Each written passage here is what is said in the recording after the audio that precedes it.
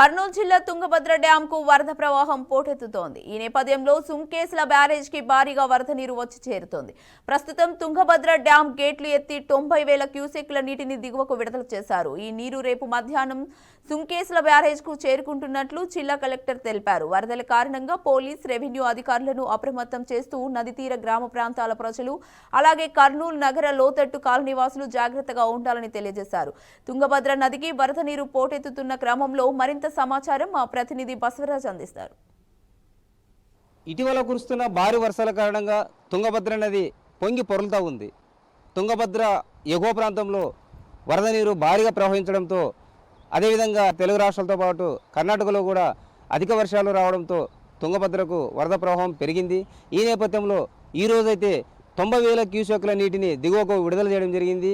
ఈ నీరు ఎమిగినూరు, కోడుమూరు దాటుకొని రేపు మధ్యాహ్నానికి సుంకేసుల బ్యారేజ్కి చేరుతూ ఉన్నట్లు ఇంజనీర్లు తెలుపుతూ ఉన్నారు. ఈ క్రమంలో ఏదైతే నది తీర గ్రామ ప్రజలు కావచ్చు, అదేవిధంగా కర్నూలు నగర పరిసర ప్రాంతాల్లోని లోతట్టు ప్రజలు కావచ్చు అప్రమత్తంగా ఉండాలి. నది ప్రవాహము ఏదైతే వరద ప్రవాహం పెరిగే ప్రభావం ఉంది అని ఇప్పటికే జిల్లా కలెక్టర్ వారు ఆదేశాలు జారీ చేసిన పరిస్థితి. అదేవిధంగా పోలీస్, రెవెన్యూ కూడా అంటే ఆయా గ్రామాల్లో లోతట్టు ప్రాంతాల్లో టామ్ చేసి వరద ప్రవాహాన్ని హెచ్చరిస్తూ ప్రజలు అప్రమత్తంగా ఉండాలని ఇటీవలే హెచ్చరికలు జారీ చేసిన నేపథ్యంలో ప్రస్తుతం మనం ఏదైతే కర్నూలు శివారున పారుతున్న తుంగభద్ర నది గట్టుపై ఉన్నాము. ఇక్కడ విజువల్స్లో మనం గమనించవచ్చు.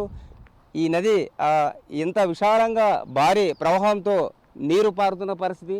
అంటే పైభాగంలో కురిసిన ఎగువ వర్షాల కారణంగా అధిక నీరు వస్తూ ఉంది. ఈ ప్రవాహము అంటే నదికి పరివాహక ప్రాంతాలు లేదా అదేవిధంగా నగరంలోని లోతట్టు ప్రాంతాలు వరద ప్రవాహం రేపటికి మరింత పెరిగే నేపథ్యంలో కంటే లోతట్టు ప్రాంతాల్లో వరద ప్రవాహానికి గురయ్యే అవకాశం ఉంది. అదేవిధంగా గ్రామీణ ప్రాంతాల్లో ప్రధానంగా నది తీర ప్రాంతాల్లో అంటే రైతులు తమ వ్యవసాయ పనిముట్లు కావచ్చు, అదేవిధంగా పశువులు కావచ్చు, పశువులకి అంటే వేసే గడ్డి కావచ్చు, ఇలాంటివన్నీ కూడా పెట్టుకొని ఉంటారు. కాబట్టి వాళ్ళు కూడా ఖచ్చితంగా అప్రమత్తం కావాలి. ఆ దిశగా రెవెన్యూ, పోలీస్ అధికారులు ప్రజల్ని అప్రమత్తం చేసి నదీ ప్రవాహము పెరిగిన నేపథ్యంలో ఎలాంటి నష్టం జరగకుండా, ఆస్తి నష్టం జరగకుండా చేయాలనే ఉద్దేశంతో జిల్లా యంత్రాంగం హెచ్చరికలు చేసిన పరిస్థితి. మరి ఈ నేపథ్యంలో ప్రస్తుతం మనం గమనిస్తుంటే అంటే కనుచూపు మేర కూడా పెద్ద తుంగభద్ర నది చాలా విశాలంగా కనిపిస్తూ ఉంది. ఈ నది గట్టుకు కూడా నీరు చేరుకొని భారీగా ప్రవహిస్తున్న పరిస్థితి. నీరు అంటే 90,000 క్యూసెక్కులతో పాటు సుంకేసు నుండి రేపటికి 1,20,000 నుంచి 2 లక్షల వరకు వరద ప్రవాహం వచ్చే అవకాశం ఉంది. ఇలా వచ్చినట్లయితే ఏదైతే నగర శివారు కర్నూలు పరిసర ప్రాంతం తుంగభద్ర కర్ణాటక నుంచి ఎంటర్ అయ్యే కౌతాళం, మ్యాలిగినూరు మొదలు అంటే కర్నూలు నగర శివారు వరకు మంత్రాలయం కావచ్చు, అదేవిధంగా నాగల్దిన్ని కావచ్చు, పరిసర ప్రాంత గ్రామ ప్రజలు కూడా ఖచ్చితంగా అప్రమత్తం ఉండాలి. అదేవిధంగా ప్రధానంగా ఏదైతే మంత్రాలయం పుణ్యక్షేత్రం అంటే అక్కడ భక్తాదులు అధిక సంఖ్యలో వస్తుంటారో అక్కడ కూడా ఈ నది ప్రవాహము ఎక్కువగా కనిపిస్తూ ఉంది. అయితే గతంలో మనం చూసాము అంటే భక్తాదులు వచ్చిన 3 యువకులు నదిలో స్నానానికి వెళ్ళి మృత్యువాత పడ్డ సంగతి మనకు తెలిసిందే.